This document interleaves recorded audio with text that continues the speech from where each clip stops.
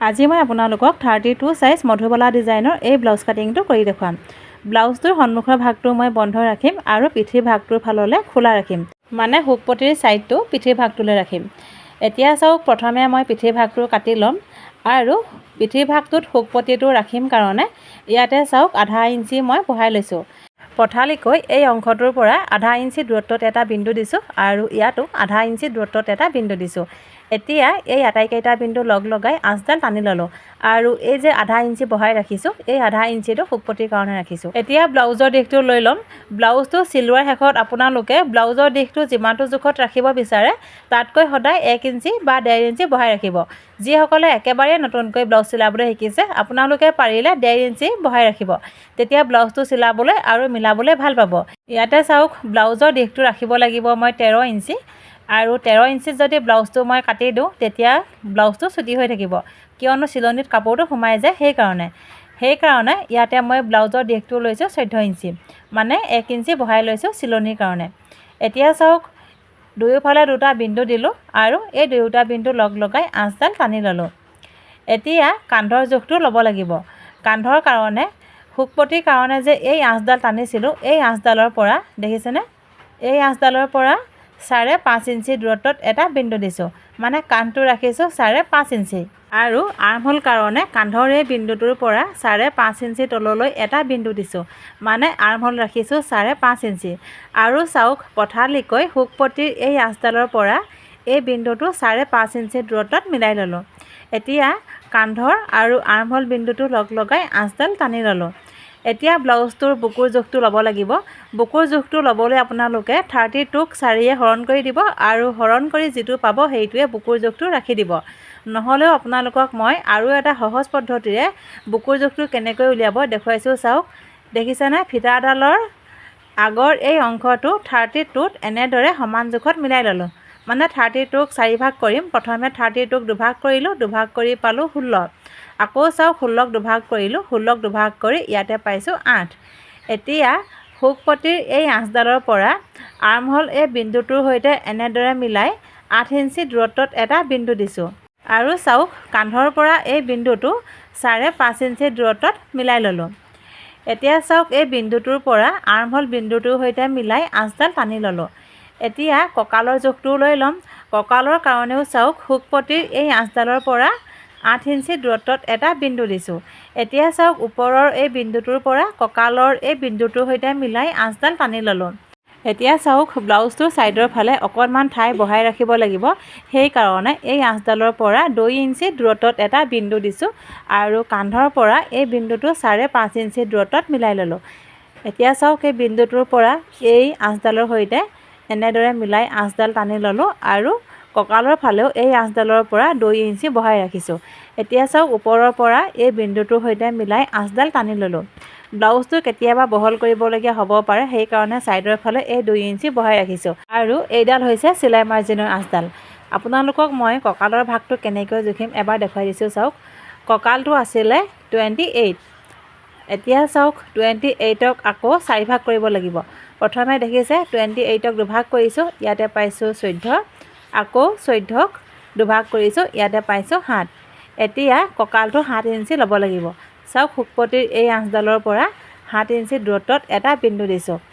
আকৌ চাওক, পিঠিৰ এই মাজৰ অংশটো যিহেতু চিলাব লাগিব, এই চিলনিটো চিলাওঁতে 1 ইঞ্চি সোমাই যাব, সেইকাৰণে এই 1 ইঞ্চিটো ইয়াতে বহাই লৈছোঁ।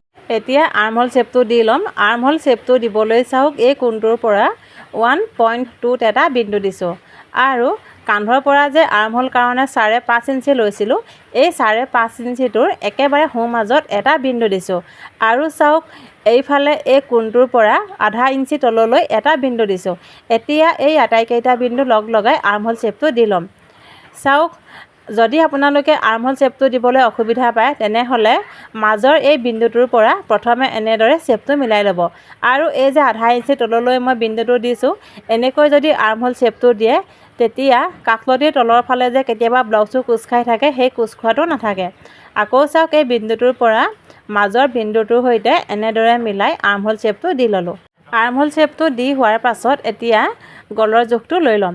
গলৰ কাৰণে চাওক, হুকপটিৰ এই আঁচডালৰ পৰা 2.5 ইঞ্চি দূৰত্বত এটা বিন্দু দিছোঁ। পিঠিটো আপোনালোকে কিমানটো জোখত কাটিব সেইটো নিজৰ জোখমতে কাটিব পাৰিব। ইয়াতে মই পিঠিৰ কটা দিছোঁ 9.5 আৰু পিঠিৰ বহল ভাগটো ৰাখিছোঁ 3। চাওক হুকপটিৰ এই আঁচডালৰ পৰা 3 ইঞ্চি দূৰত্বত এটা বিন্দু দিছোঁ। যদি আপোনালোকে পিঠিৰ ভাগটো অকণমান ঠেককৈ কাটিব বিচাৰে তেনেহ'লে 2 বা 2.5 ইঞ্চি লৈ ল'ব। আৰু চাওক এই বিন্দুকেইটা লগ লগাই এনেদৰে বক্স আকাৰত বনাই ল'লোঁ। এতিয়া মই পিঠিৰ ৰাউণ্ড শ্বেপটো দি ল'ম। আৰু যদি আপোনালোকে পিঠিৰ কিবা ডিজাইন দিব বিচাৰে তেনেহ'লে দিব পাৰিব। এতিয়া চাওক পিঠিৰ ৰাউণ্ড শ্বেপটো এনেদৰে মই দি ল'লোঁ।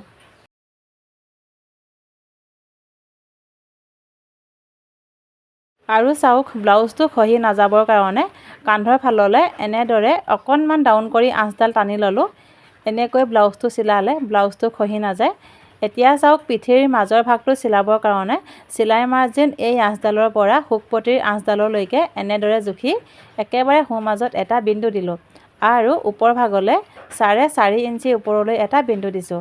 আপোনালোকে সদায় পিঠিৰ কটা অংশটোৰ ওপৰত নিৰ্ভৰ কৰি পিঠিৰ এই মাজৰ ভাগটো চিলাব লাগিব। এতিয়া চাওক এই বিন্দুটো মিলাই আঁচডাল টানি ল'লোঁ আৰু ছাইডৰ ফালেও আধা ইঞ্চি আঁতৰলৈ আঁচডাল টানি ল'লোঁ আৰু ইয়াতে পিঠিৰ মাজৰ ভাগটো চিলাব লাগিব। আকৌ কৈছোঁ আপোনালোকে পিঠিৰ ভাগটো যিমানটো জোখত কাটিব সেই কটা অংশটোৰ ওপৰত নিৰ্ভৰ কৰিহে পিঠিৰ মাজৰ ভাগটো চিলাব লাগিব। আৰু চাওক পিঠিৰ জোখমাখখিনি কৰি হৈ গ'ল। এতিয়া মই পিঠিৰ ভাগটো কাটি ল'ম।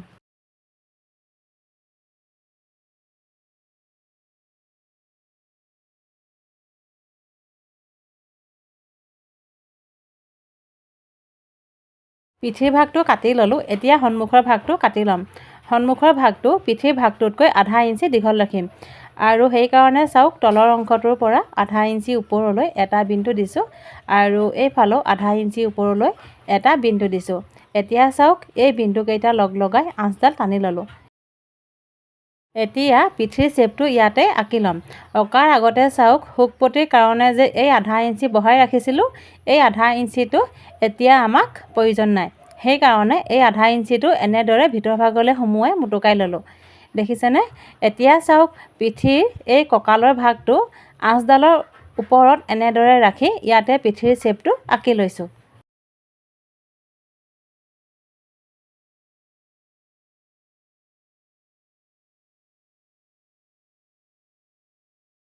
পিঠিৰ শ্বেপটো আঁকি ল'লোঁ।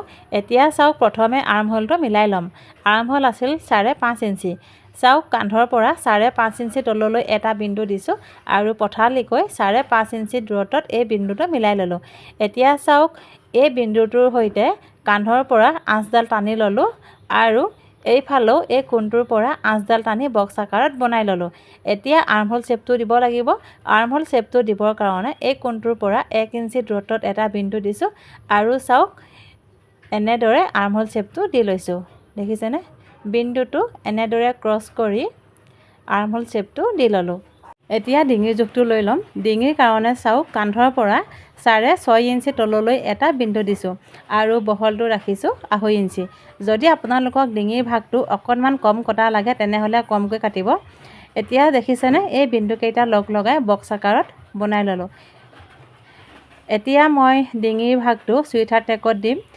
সেইকাৰণে চাওক কান্ধৰ পৰা 5 ইঞ্চি তললৈ এটা বিন্দু দিছোঁ আৰু এই কোণটোৰ পৰা এনেদৰে শ্বেপ এটা এতিয়া দি লৈছোঁ। আপোনালোকে যদি বেলেগ কিবা ডিজাইন দিব বিচাৰে তেনেহ'লে দিব পাৰিব। ইয়াতে মই চুইঠাৰ নেকত ডিঙিৰ ভাগটো কাটিম সেইকাৰণে এনেদৰে প্ৰথমে শ্বেপ এটা দি ল'লোঁ।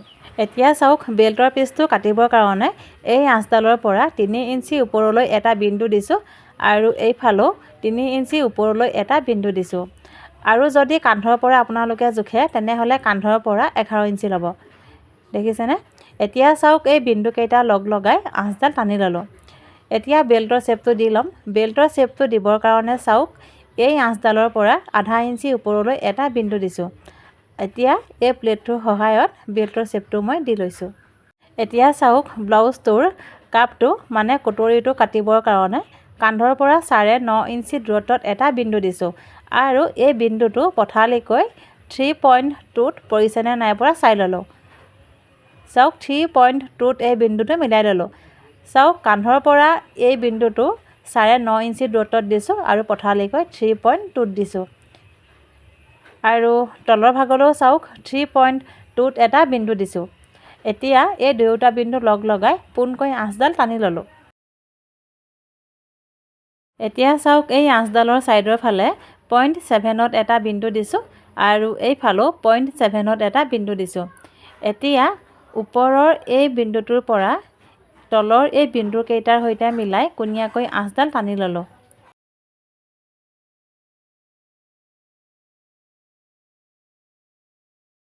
আৰু চাওক তলৰ ভাগলৈ এনেদৰে পোনকৈ আঁচডাল টানি ল'লোঁ। এতিয়া কাপটোৰ শ্বেপটো দিব লাগিব। কাপটোৰ শ্বেপটো দিবৰ কাৰণে চাওক এই অংশটোৰ পৰা যিহেতু 3.2 লৈছিলোঁ আৰু এইফালেও এই কোণটোৰ পৰা 3.2 লৈছোঁ।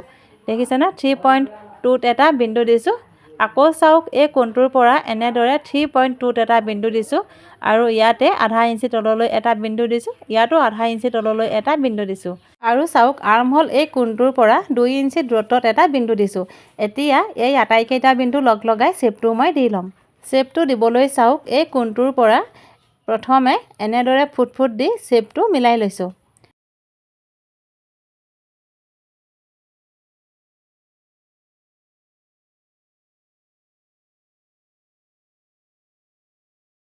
ফুট দি শ্বেপটো দি ল'লোঁ। আকৌ চাওক ধুনীয়াকৈ শ্বেপটো মিলাই ল'লোঁ।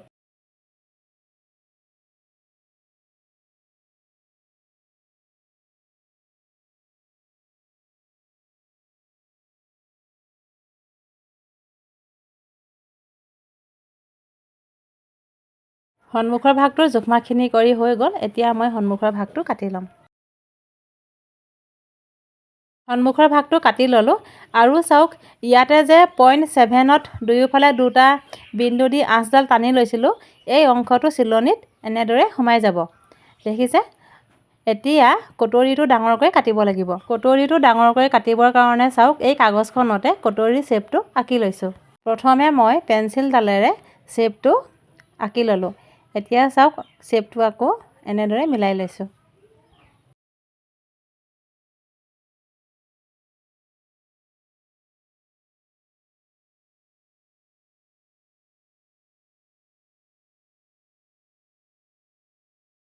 আৰু চাওক ইয়াতে চিলাই মাৰ্জিনৰ এই চিনটো দি লৈছোঁ। ইয়াতে কটৰীৰ এই অংশটো চিলাব লাগিব। দেখিছে? আৰু ছাইডৰ ফালেও এই আঁচডালৰ পোনতে বিন্দু দুটা দি ল'লোঁ আৰু ওপৰৰ পৰা চাওক বিন্দু দুটাৰ সৈতে মিলাই কোণীয়াকৈ আঁচডাল টানি ল'লোঁ। এতিয়া চাওক কটৰীটো ডাঙৰ কৰিবৰ কাৰণে ছাইডৰ ফালে আধা ইঞ্চি বহাই লৈছোঁ। চাওক ইয়াতে আধা ইঞ্চি দূৰত্বত এটা বিন্দু দিছোঁ। এইফালেও আধা ইঞ্চি দূৰত্বত এটা বিন্দু দিছোঁ আৰু এইফালেও আধা ইঞ্চি দূৰত্বত বিন্দুকেইটা দি ল'লোঁ। এতিয়া চাওক এই আটাইকেইটা বিন্দু লগ লগাই কটৰীৰ শ্বেপটো দি ল'ম। চাওক এই কোণটোৰ পৰা বিন্দুটোৰ সৈতে এনেদৰে মিলাই শ্বেপটো দি ল'লোঁ আৰু এতিয়া চাওক এই বিন্দুকেইটাৰ সৈতে মিলাই কটৰীৰ শ্বেপটো দি লৈছোঁ।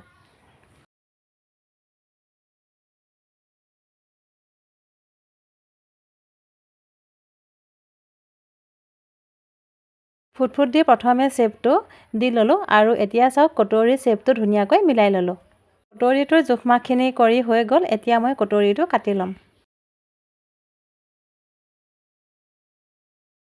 কটৰীটো ডাঙৰকৈ কাটি ল'লোঁ আৰু চাওক বেল্টৰ এই অংশটো এনেকৈ চিলাব লাগিব আৰু কটৰীৰ এই অংশটো এনেদৰে চিলাব লাগিব।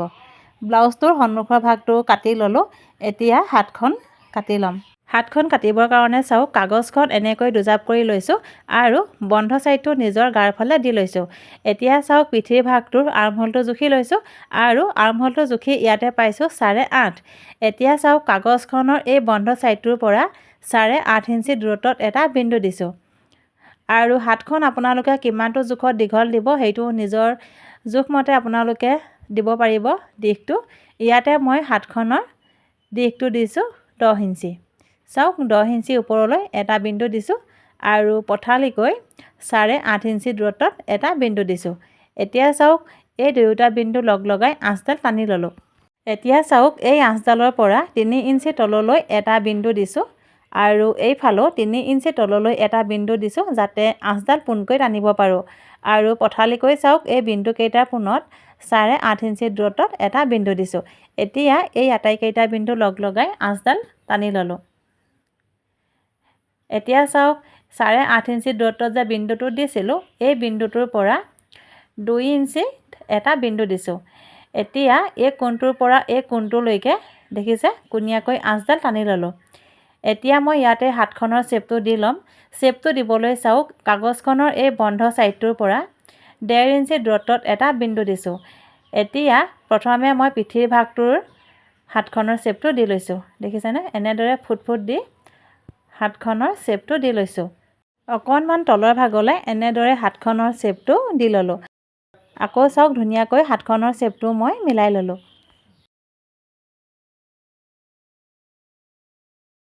হাতখন কিমানটো জোখত বহল বা ঠেক ৰাখিব নিজৰ কথা। ইয়াতে হাতখনৰ বহলটো ৰাখিছোঁ 5 ইঞ্চি আৰু ছাইডৰ ফালে 1.5 ইঞ্চি বহাই ৰাখিছোঁ। এতিয়া চাওক এই বিন্দুটোৰ পৰা এই বিন্দুটোৰ সৈতে মিলাই আঁচডাল টানি ল'লোঁ আৰু এইফালেও চাওক ইয়াৰ পৰা এই বিন্দুটোৰ সৈতে মিলাই আঁচডাল টানি ল'লোঁ। এতিয়া হাতখনৰ সন্মুখৰ শ্বেপটো দিব লাগিব। সন্মুখৰ শ্বেপটো দিবলৈ এই বন্ধ অংশটোৰ পৰা 1 ইঞ্চি দূৰত্বত এটা বিন্দু দিছোঁ আৰু চাওক সন্মুখৰ ভাগৰ হাতখনৰ শ্বেপটো এনেদৰে দি লৈছোঁ। প্ৰথমে ফুট দি শ্বেপটো দি ল'লোঁ আৰু এতিয়া চাওক শ্বেপটো ধুনীয়াকৈ মিলাই ল'লোঁ। হাতখনৰ জোখমাখিনি কৰি হৈ গ'ল। এতিয়া মই হাতখন কাটি ল'ম। প্ৰথমে চাওক পিঠিৰ ফালৰ হাতখনৰ শ্বেপটো কাটি লৈছোঁ। যিমান পাৰোঁ একেবাৰে সহজ পদ্ধতিৰে সকলোৱে বুজি পোৱাকৈ ব্লাউজ কাটিংটো কৰি দেখুৱাবলৈ চেষ্টা কৰিলোঁ। আপোনালোকে ভিডিঅ'টো চাই কেনেকুৱা পালে কমেণ্ট কৰি জনাব আৰু চাই ভাল পালে ভিডিঅ'টো সকলোৰে মাজত শ্বেয়াৰো কৰি দিব। এতিয়া চাওক হাতখনৰ সন্মুখৰ শ্বেপটো কাটি লৈছোঁ। ব্লাউজটো সম্পূৰ্ণকৈ কাটি হৈ গ'ল। ইয়াৰ পাছৰটো ভিডিঅ'ত ব্লাউজটো চিলাই দেখুৱাবলৈ মই চেষ্টা কৰিম আৰু আপোনালোকে যদি মোৰ এই ভিডিঅ'টোৰ পৰা কিবা অকণমান হ'লেও শিকিব পাৰিছে তেনেহ'লে কমেণ্ট কৰি জনাব আৰু ভিডিঅ'টো শ্বেয়াৰ কৰি দিব।